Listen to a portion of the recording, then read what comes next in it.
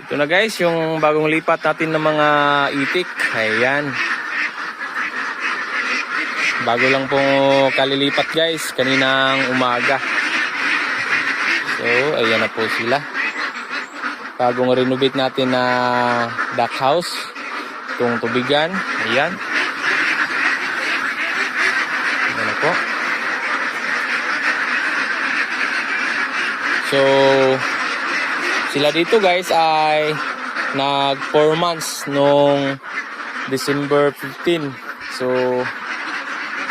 hindi pa tayo nakapag-deworm ng pangalawa. So, late tayo ng ng 3 araw. So, okay pa naman i-deworm natin to kasi mas maganda na 2 beses talaga tayo makapag-deworm sa kanila.